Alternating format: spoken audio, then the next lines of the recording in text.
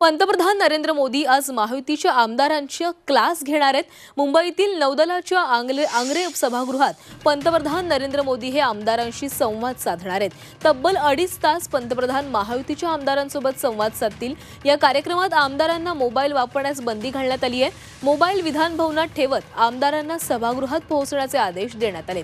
तर एका विशेष बसने हे सर्व आमदार महायुतीचे सर्व आमदार हे विधान भवनामध्ये पोहोचणार आहेत आणि त्यानंतर ते ज्या ठिकाणी नौदलाच्या युद्धनौकांचं लोकार्पण केलं जाणार आहे त्या ठिकाणी ते पोहोचणार आहेत। तसंच महायुतीच्या आमदारांची पंतप्रधानांसोबत जी बैठक होणार आहे त्या बैठकीमध्ये त्यांना मोबाईल फोन घेऊन जाण्यास देखील बंदी घालण्यात आली आहे।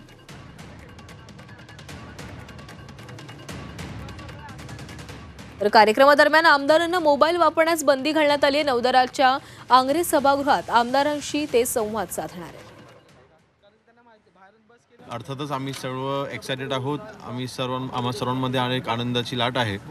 एकंदरीत त्यांचं मार्गदर्शन आमच्या पुढच्या वाटचालीकरता महत्त्वाचं ठरणार आहे। महाराष्ट्र जनतेनं घवघवीत यश दिलेलं आहे। त्या यशानंतर जनतेला तुम्ही निश्चितपणे जबाबदार ठरवून त्या ठिकाणी काम करा अशा प्रकारचा संदेश देण्यासाठीच ते येत आहेत असं माझं मत आहे। विश्वगुरूला भेटण्याची संधी मिळते आणि विकास पुरुषाला भेटण्याची संधी मिळते आणि आपल्या भागातल्या आणि राज्यातल्या काही समस्या मांडायला भेटतात। ही अत्यंत समाधानाची बाब आहे आणि कदाचित पहिल्यांदाच पंतप्रधानासमोर एवढ्या मोठ्या संख्येने आमदाराला भेटता येतं। हा क्षण रोमांचित आहे की देशाचे यशस्वी पंतप्रधान आणि विश्वनेता हे महाराष्ट्राच्या विधिमंडळाच्या सत्ताधारी पक्षाच्या सदस्यांशी संवाद करणार आहेत। आम्ही सर्व रोमांचित आहोत आणि त्यांच्या मार्गदर्शनासाठी उत्सुक आहोत।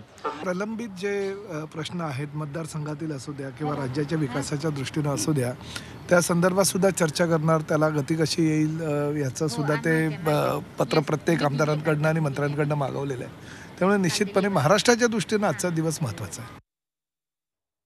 आणि या संदर्भात अधिक बोलूयात, आमच्या प्रतिनिधी मनश्री पाठक आपल्यासोबत जोडले गेले आहेत। मनश्री, विधानसभेच्या निकालानंतर आज दुसऱ्यांदा पंतप्रधान नरेंद्र मोदी हे मुंबईमध्ये येत आहेत आणि आजच्या दौऱ्यामध्ये ते महायुतीच्या सर्व आमदारांशी देखील संवाद साधणार आहेत। आज नरेंद्र मोदी काय कानमंत्र देऊ शकतात?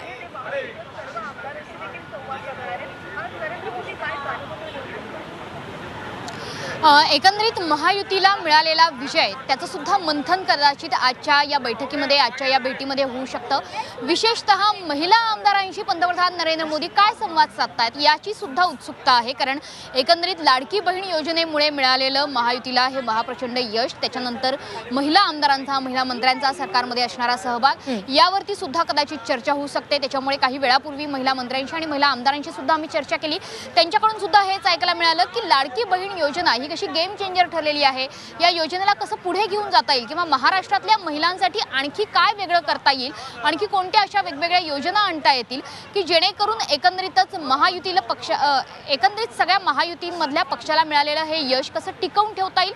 कारण स्थानिक स्वराज्य संस्थांच्या निवडणुका समोर आहेत, त्याच्यामुळे या निवडणुका समोर असताना महायुतीला मिळालेलं हे यश असताना सुद्धा कशा पद्धतीने महाराष्ट्राचा इतिहास इथून पुढचा लिहिला जाणार आहे या संदर्भात पंतप्रधान नरेंद्र मोदी मार्गदर्शन करतीलच।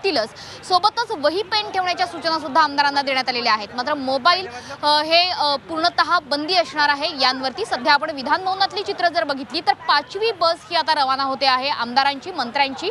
सध्या बसेसच्या रांगा लागलेल्याच आहेत।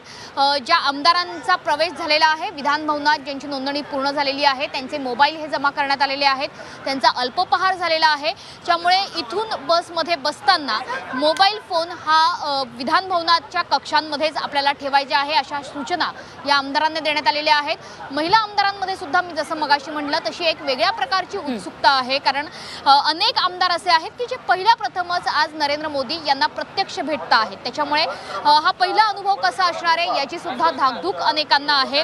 त्याच्यामुळे संजय शिरसाट असतील किंवा इतर अनेक आमदार असतील त्यांनी सुद्धा ही भावना बोलून दाखवली की ज्या पद्धतीने शाळेत असताना कधीतरी इन्स्पेक्शनला सामोरं जावं लागायचं, हेडमास्टरांचा राऊंड व्हायचा, तशी काहीशी भावना नरेंद्र मोदी मोदी आज मुंबईत येत आहेत आणि प्रत्यक्ष आमदारांना भेटतायत, आपल्या सरकारमधल्या लोकप्रतिनिधींना भेटतायत, तशी भावना आज आहे. त्याच्यामुळे अगदी थोड्या वेळात ही भेट संपन्न होणार आहे. त्यामुळे 5वी बस विधान भवनातून आता रवाना होते आहे.